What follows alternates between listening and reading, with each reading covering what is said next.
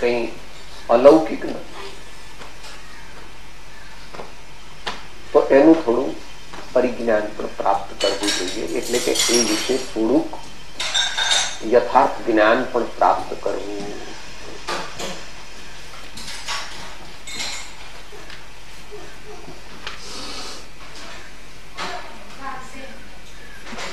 સત્પુરુષ કે સદગુરુ તેઓ કેવી રીતે આપણને ઉપકારી થાય છે એનો વિસ્તાર આપણે શ્રીમદ રાજચંદ્ર વચનામૃતમાં અને બીજા સંતોની વાણીમાં વાંચ્યો છે, સાંભળ્યો છે, સામાન્યપણે જાણીએ પણ છે. અને એક વાક્ય તો આપણે આપણી દરેક નિમંત્રણ પત્રિકા વગેરેમાં પણ છપાવીએ છીએ કે સત્પુરુષોનું યોગ બળ જગતનું કલ્યાણ કરો. એટલે શું સાહેબ એનો અર્થ કહે છે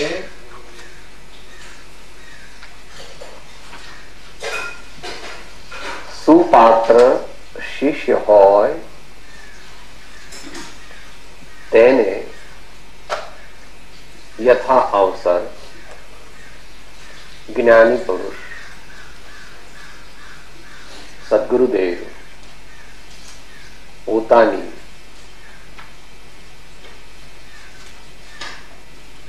આત્મિક સંપત્તિનો અમુક હિસ્સો એના કલ્યાણને માટે, એનું આત્મબળ વધવા માટે આપે છે. આપે છે એ ઇન્ટુ ઇન્વર્ટેડ કોમામાં. એને આપણા જૈન શાસ્ત્રોમાં એનો વિસ્તાર નથી મળતો વર્તમાન ઉપલબ્ધમાં, અથવા મળતો હશે તો આ દેહધારીના જાણવામાં બહુ આવ્યો નથી. પણ જે શક્તિપાતનું વિજ્ઞાન છે એ સત્ય છે. ભગવાનના સમવસરણથી તે પુરવાર થાય છે, કારણ કે આ દુનિયાના સર્વોચ્ચ સદગુરુ તે પરમાત્મા છે. કારણ કે શાસ્ત્ર એમ કહે છે કે તેઓ જ્યાં હોય ત્યાં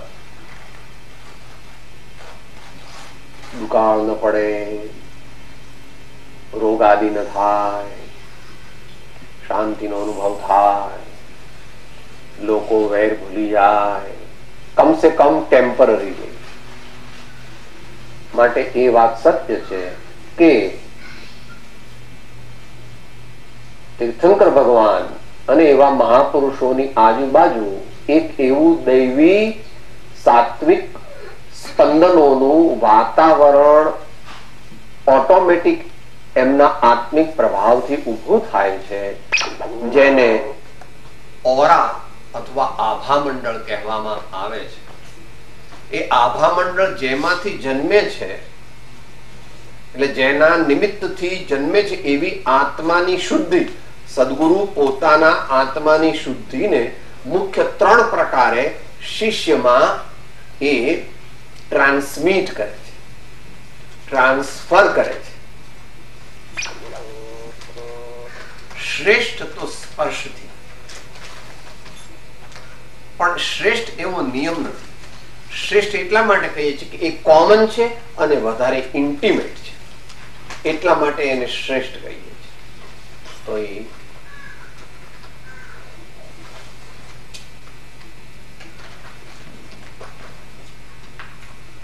મેડિકલ વિજ્ઞાનને ખબર છે કે સૌથી વધારે જ્ઞાન તંતુઓનું ઘનિષ્ઠપણું અમુક જગ્યાઓએ શરીરમાં છે.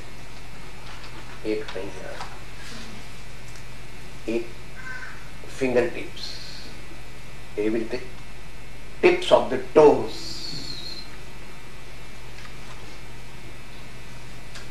આ બધી જગ્યાઓએ જ્ઞાન તંતુઓનું ઘનિષ્ઠપણું છે. એટલે અંગ્રેજીમાં એને કહે છે these are the parts very richly supplied by the blood and by the neurons, the nerve plexuses. which is the naimittic presentation of જ્ઞાન.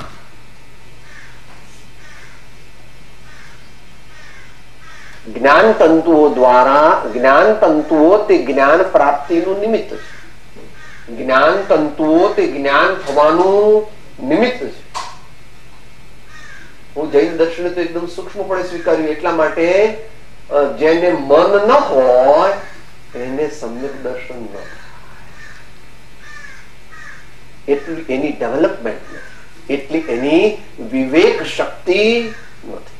હવે આપણે વાત કરી રહ્યા છીએ કે કેવી રીતે, તો કે છે કે જ્યારે સાચા ગુરુદેવ શિષ્યને મંત્ર દીક્ષા અથવા વ્રત દીક્ષા અથવા અર્ધ દીક્ષા એટલે બ્રહ્મચર્યની દીક્ષા અથવા દિગંબરામ પણ ક્ષુલ્લક એલ્લકની દીક્ષા અથવા બધી આમના પ્રમાણે પહેલા કાચી દીક્ષા આપવામાં આવે છે અને પછી પાકી દીક્ષા આપવામાં આવે છે. તે વખતે વ્રતનું આરોપણ કરે છે તે અહીંયા કરે છે શિષ્ય, એની પદ્ધતિ.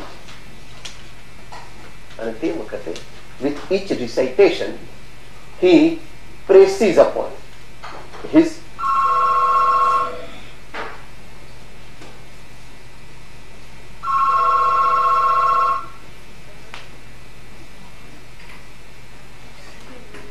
નાનું બાળક હોય ને 4 મહિનાનું 3 મહિનાનું, એનું માથું જોઈશ આમ આમ આમ થાય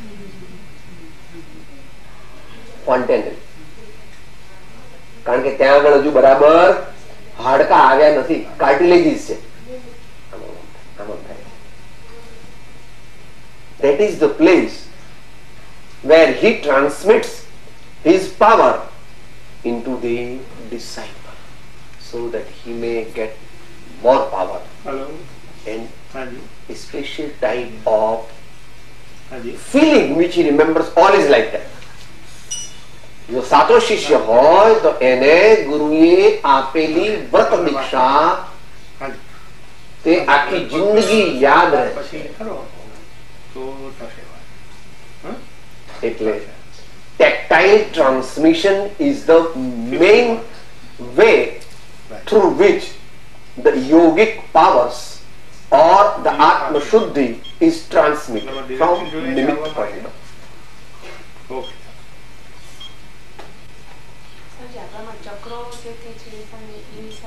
એ ચક્ર અહીંયા જ છે, બ્રહ્મરંધ્ર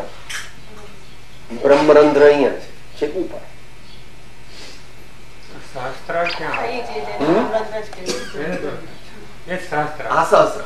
બ્રહ્મરંધ્ર તો સહસ્ત્ર એટલે એ કુંડલિનીનું આખું શાસ્ત્ર છે, જેમાં જેમ જેમ ઉપર એ કુંડલિની શક્તિ જાગૃત થાય છે પછી ઉપર જતી જતી જતી જયારે ત્યાં આગળ જાય છે ત્યારે એકદમ નિર્વિકલ્પ સમાધિ થાય છે અને પછી આગળ એવી વારંવાર નિર્વિકલ્પ સમાધિથી નિર્બીજ સમાધિ થાય છે, જેને જૈન દર્શન શ્રેણી કહે છે. નિર્બીજ સમાધિ એટલે શ્રેણી. ભવના બીજ તણો આત્યંતિક નાશ કરે એ નિર્બીજ સમાધિ, પણ એ અત્યારે છે નહીં એવું જૈન દર્શન માને છે અને એવો આમ સામાન્ય રીતે પ્રતિભાસ પણ થાય.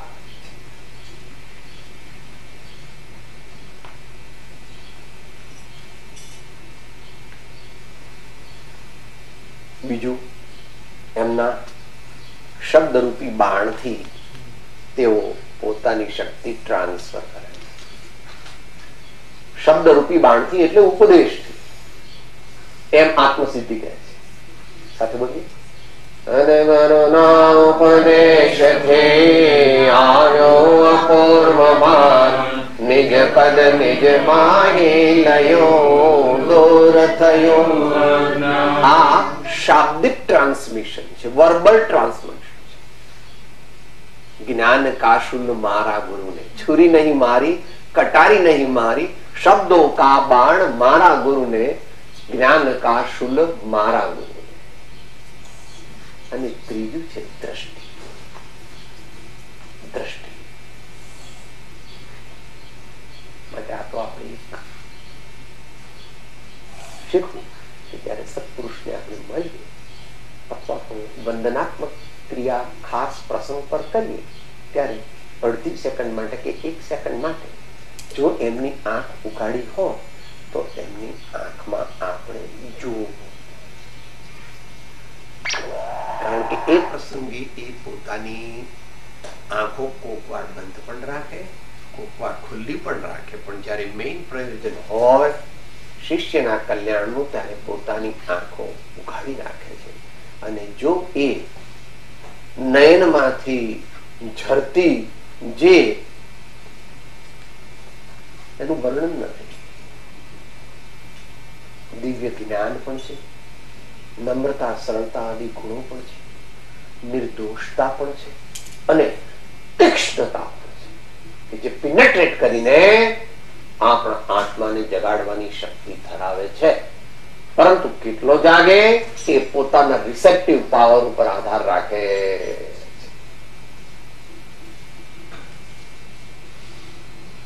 આપણે આ પ્રાસંગિક જે કંઈ કર્યું એ બધું માત્ર રૂઢિથી ન કરવું, પણ ભાવથી કરવું. કારણ કે ભાવનું ફળ છે. અને કૃપાળુદેવ અને દરેક જ્ઞાની પુરુષોએ જે પરમાર્થ તરફ લઈ જાય એવા વ્યવહારને સંમત કરેલો. હું આત્મા છું એવું તો અંતરમાં યાદ રાખવું, એમાં આપનો સેવક છું, સૌનો મિત્ર છું એ પણ યાદ રાખવું. અને આ પ્રમાણે બની શકે તેટલો તેમની શક્તિનો લાભ વર્ષમાં એકાદ વાર કે 2 વાર, કોઈ પણ બેસતા વર્ષને દિવસે મળે, કાં તો ગુરુ પૂર્ણિમાને દિવસે મળે, અને કાં તો સાંવત્સરિક પ્રતિક્રમણને દિવસે મળે. કારણ કે એ સમયે તેઓ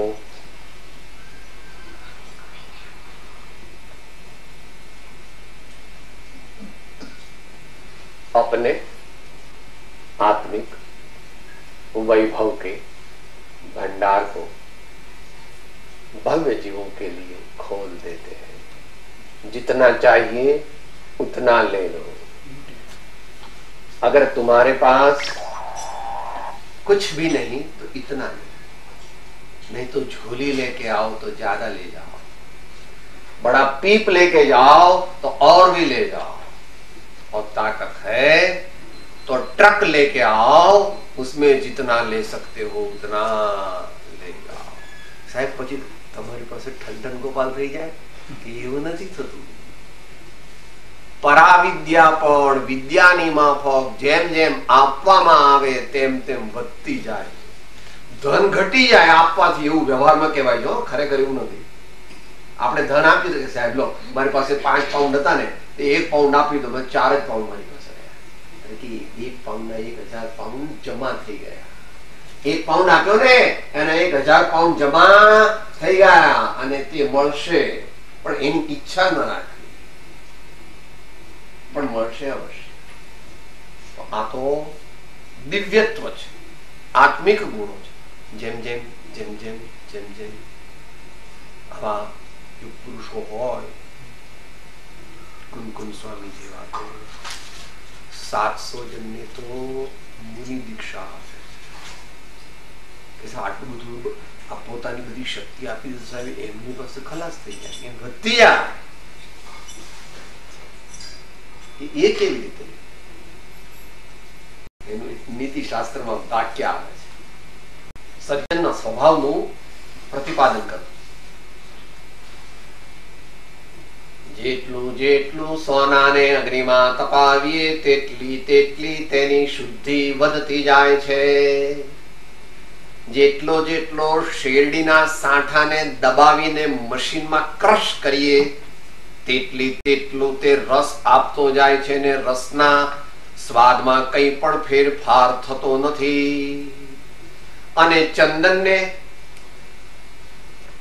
સાહેબ એટલું ઘસો ને ગરમ થઈ જાય, એટલું ઘસો ને ગરમ થઈ જાય, ગમે એટલું ઘસને પછી આમ કરીને કોઈ લગાડતો ગરમ નહીં. આટલું બધું ઘસ્યું તો ફ્રિક્શન થી તો બહુ ગરમ થઈ જવું જોઈએ. ફિઝિક્સ ના લો પ્રમાણે તો બહુ ગરમી થઈ ગયું. આટલું બધું આમ ઘસ્યું તો બહુ ગરમ થઈ જાય. ચંદનનો સ્વભાવ શીતળ છે, માટે ચંદન લઈને જયારે લગાડે ત્યારે ઠંડક આવે. એમ એ વધતું જાય છે અથવા પોતાનો સ્વભાવ છોડતું નથી.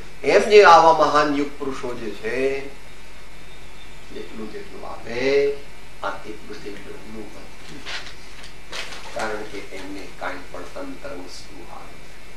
આ શિષ્ય ભગવાનમાં ભવિષ્યમાં ગણપણમાં મારી સેવા કરે, આમ મને આમ આપે, આ મારું આમ કરે, આ મારું આમ કરે, એ દરેકની સાથે પ્રેમ રાખે છે ખરા, પણ અંતરમાં એમની દ્રઢ માન્યતા છે જે મારા નસીબમાં હશે તે જ પ્રમાણે જગતના જીવો મારી સાથે વર્તશે, નહીં તો બધા મને છોડી જશે.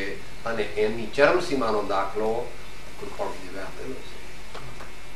56 કોટી યાદવના સ્વામી શ્રી કૃષ્ણ જ્યારે દેહ છોડ્યો ત્યારે 2 જણ નીકળ્યા. કથા કે છે એ પ્રમાણે બહાર નીકળ્યા તો દરવાજો તૂટી ગયો, એટલે બીજા બધા તો ગુજરી ગયા. 2 જણ બચ્યા, બળદેવ અને કૃષ્ણ. એ પણ બહાર જતા હતા અને પછી બપોરનો ટાઈમ થયો એટલે કૃષ્ણ ભગવાન કહે છે કે ભાઈ મને તરસ લાગી છે, કે હા હું પાણી લઈ આવું તમારા માટે, તો બેસો અહીંયા જરા શાંતિ, ત્યાં ઝાડ છે તો ઝાડ નીચે બેઠા અને એમ કે છે કે આમ કરીને બેઠા, જરા ઊંચો કરીને બેઠા એમ કે છે. અને પછી એ દૂર લેવા જવું પડ્યું પાણી, તો ત્યાં પેલા શિકારીને એમ થયું કે આ કોઈ પ્રાણી લાગે છે, એટલે એને બાણ છોડ્યું અને કથા ન્યાય પ્રમાણે શ્રી કૃષ્ણ ભગવાનનો દેહ છૂટી ગયો. 56 કોટી યાદવ. આપણે અત્યારે સાહેબ મારા 800 માણસો ફેક્ટરીમાં કામ કરે છે, 28000 માણસો ફેક્ટરીમાં કામ કરે છે. હું કોણ છું એની તમને ખબર, પણ 56 કોટી યાદવ આ સાચું એટલા માટે છે કે તેઓ અર્ધ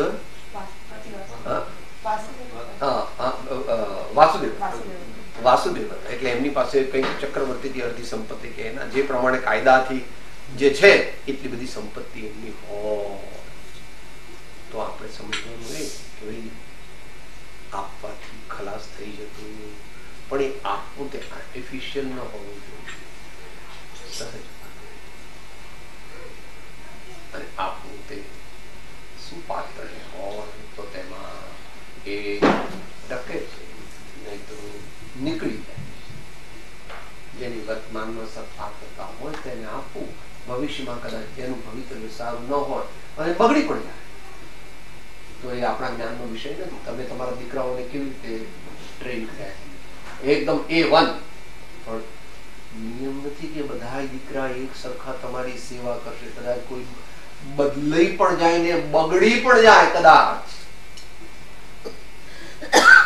તમે તો મહેનત 100% કરી છે, એટલા સારા સંસ્કારને શિક્ષણ આપ્યા કે એ મોટો મહાન પુરુષ થવો જોઈએ, પણ એને બદલે કોક કર્મની વિચિત્રતા ગહન છે, માટે કોક વાર એ બગડી પણ જાય તો આપણે અફસોસ કે એવું બહુ ન હોય, મેં મારી ડ્યુટી બજાવી, ફળ જે આવવાનું હતું તે આવ્યું.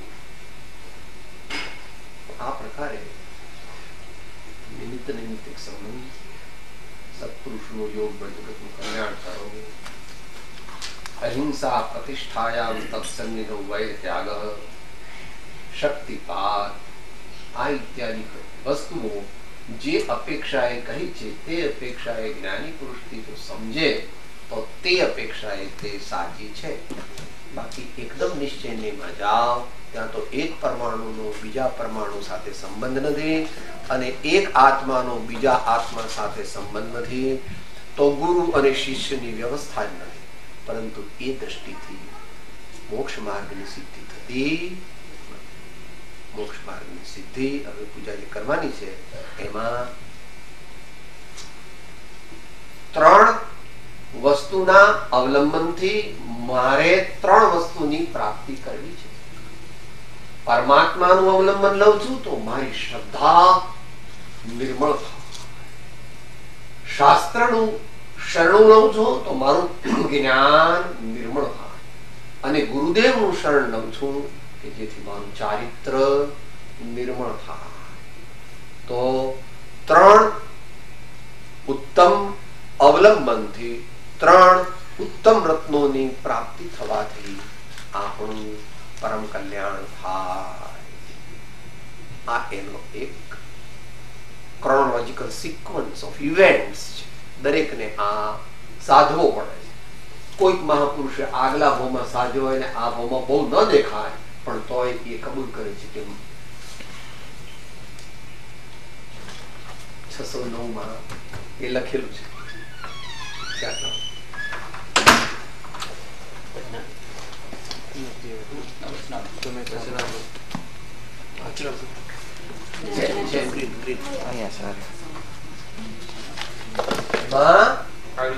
પોતાની વાત કહે છે, કહે છે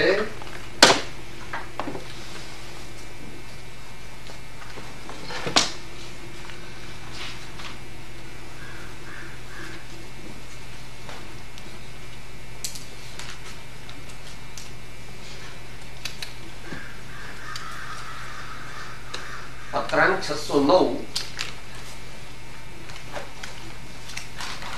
એના 7 અને 8 મુદ્દામાં પોતાની વાત કરી છે. આમ તો વિજ્ઞાન છે, વિજ્ઞાન અને કળા બંને છે. એમાં સિદ્ધાંતની સાથે સાથે પોતાના આગલા ભવોના અનુભવને પણ વણી લીધો છે. એ સૂક્ષ્મ અભ્યાસીને સમજાય.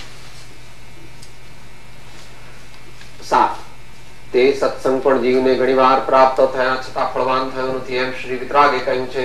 કેમ કે તે સત્સંગને ઓળખી આ જીવે તેને પરમ હિતકારી જાણ્યો નથી, પરમ સ્નેહે ઉપાસ્યો નથી, અને પ્રાપ્ત પણ અપ્રાપ્ત ફળવાની થવા યોગ્ય સંજ્ઞાએ વિસર્જન કર્યો છે, એમ કહ્યું છે.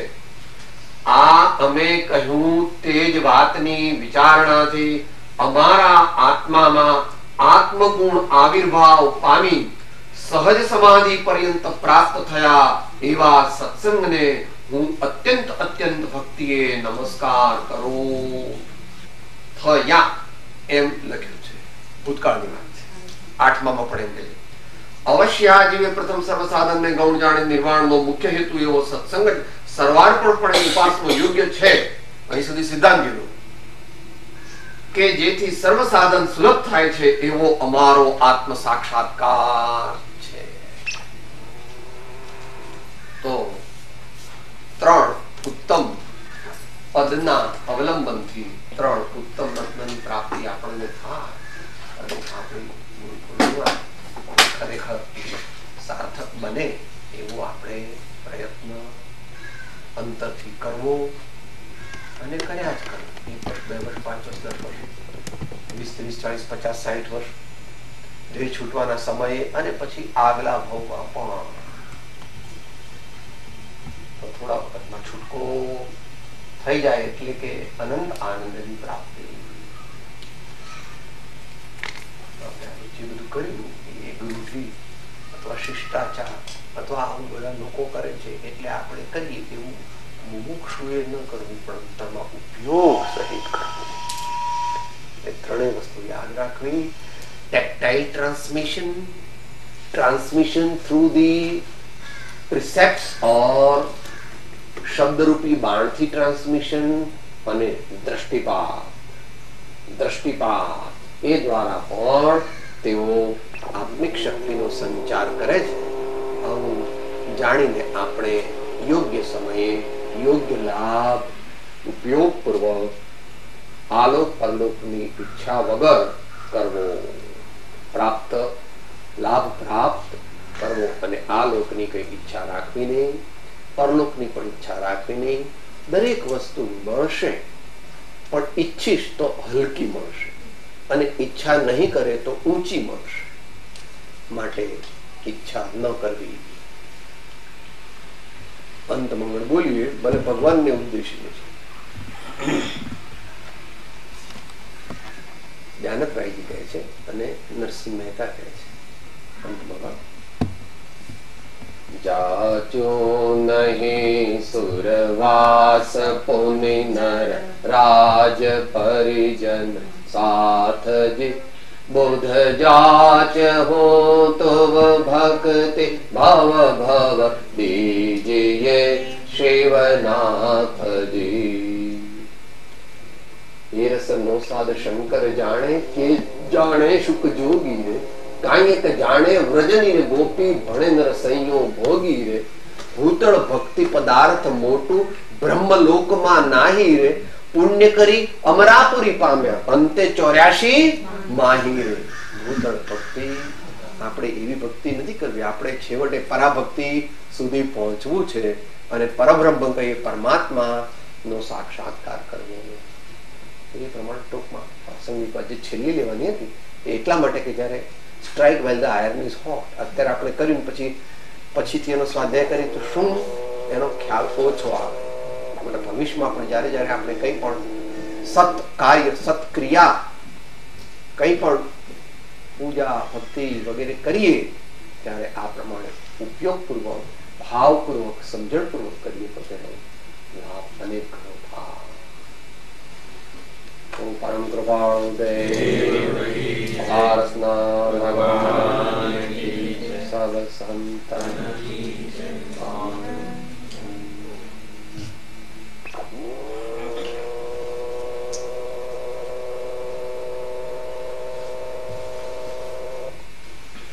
સાથે બોલી લઈએ સૂત્ર.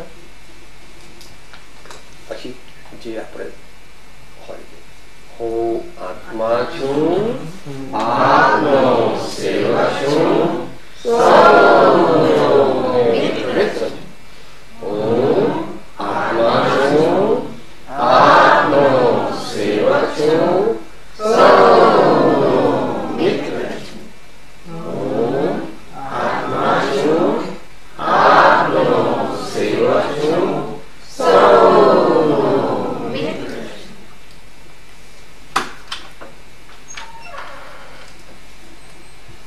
જય સદગુરુ, જય સદગુરુ, જય સદગુરુ,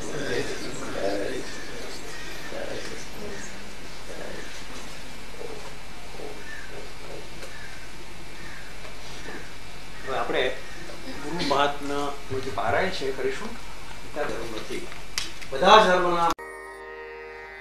હું આત્મા છું, આપનો સેવક છું, સૌનો મિત્ર છું.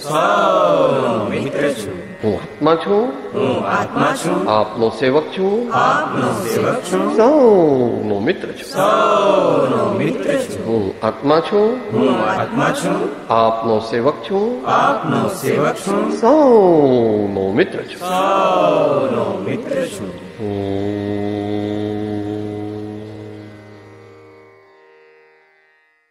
જય સદગુરુ વંદન, જય જય સદગુરુ વંદન, જય જય સદગુરુ.